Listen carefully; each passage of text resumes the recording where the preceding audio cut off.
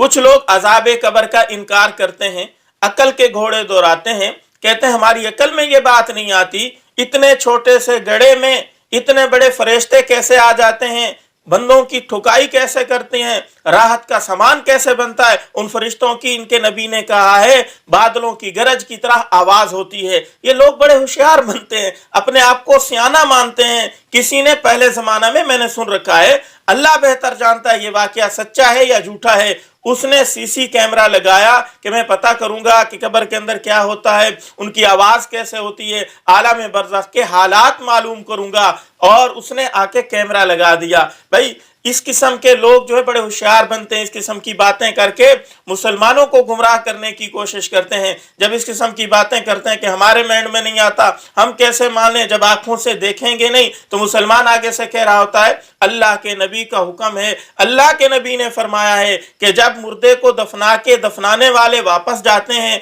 40 कदम तक अभी दूर गए होते हैं कि वहां फरिश्ते आ जाते हैं जिनकी आवाज बादलों की गरज की तरह होती है, वो आके सवालों जवाब करते हैं। मुसलमानों का इसके ऊपर यकीन है, अल्लाह के नबी ने सच फरमाया है। मुसलमानों ने कोई सीसी कैमरा लगा के नहीं पता किया, कोई रिकॉर्डर लगा के कब्र के हालात का पता नहीं किया, बल्कि अल्लाह के नबी की बात के ऊपर यकीन जाना और उसको सच्चा माना। अगर नहीं मानेंगे तो दायरा इस्लाम से खारिज हो जाएंगे। इसी तरह ये अजाब कब्र का मामला है, इसको भी मानना पड़ेगा। और भी बहुत सारी चीजें हैं जो अकल में नहीं आती, जैसे मोज़ों के ऊपर मसा करना है। अब अकल तो कहती है कि मोज़ा चलते हुए नीचे से गंदा होता है, मसा नीचे से करना चाहिए, लेकिन शरीयत कहती है मोज़े के ऊपर से मसा करोगे तो मसा अदा हो जाएगा, वुजू भी हो जाएगा। अगर नीचे से करोगे तो मसा ही नहीं होगा, वुजू भी नहीं होगा। तो मेरे मोहतरम, इसी तरह नबी अलैहिस्सलाम के मेराज का वाकया ले ले। जब नबी अलैहिस्सलाम मेराज से वापस आए ना, तो अबू जहल को फरमाने लगे मैंने रात के थोड़े से हिस्से में बैतुल मक़दस गया, और इसी तरह आसमानों की मैंने सैर की, जन्नत की सैर की, मैंने दोज़ख को देखा। तो अबू जहल ने इनकार कर दिया, मेरी अकल नहीं मानती, इतने थोड़े से वक्त में तूने इतनी ज्यादा सैर कैसे कर ली। लेकिन सिद्दीक़ अकबर की जब बारी आई, सिद्दीक़ अकबर ने कहा या रसूलुल्लाह आमन्ना व सद्दकना, हम ईमान ले आए और हमने तस्दीक की, मेरा रसूल सच बोल रहा है। इतने थोड़े से लम्हे में अल्लाह रब्बुल इज्जत ने नबी अलैहिस्सलाम को सैर कराई है। तो ईमान वाले की अलामत होती है जो अल्लाह का नबी कह दे उसको मान ले। तो मैं बात अर्ज कर रहा था, किसी ने सीसी कैमरा लगा के हालात मालूम करना चाहे, उसको इस बात के ऊपर यकीन नहीं था, गैर मुस्लिम था या मुस्लिम था, बहरहाल इस अल्लाह के नबी की बात के ऊपर यकीन नहीं था, उसने कैमरा लगाया और जैसे ही लोग दूर चले गए कब्र से, वो अपने दफ्तर में जाके वहां बैठ गया, कंप्यूटर आगे लेके कि अब क्या होता है देखता हूं।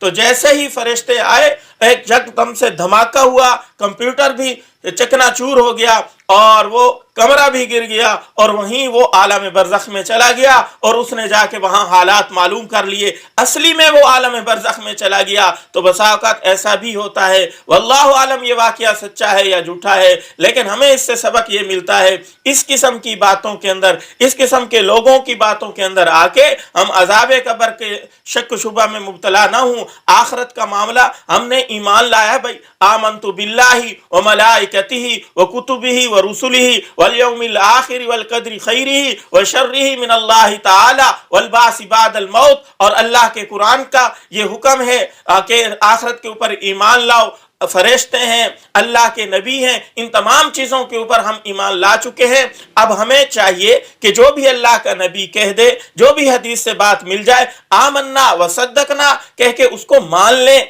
उसके अंदर उसके झुंझार में ना पड़े, झगड़े में ना पड़े। बहुत सारे लोग कहते हैं ये कब्र असली नहीं है, असली कब्र ऊपर है। भाई अल्लाह के नबी का फरमान है, जब मुर्दा को दफन करके लोग वहां से 40 कदम के ऊपर जाते हैं तो वहां फरिश्ते आ जाते हैं जिनकी आवाज जो है बादलों की गरज की तरह होती है।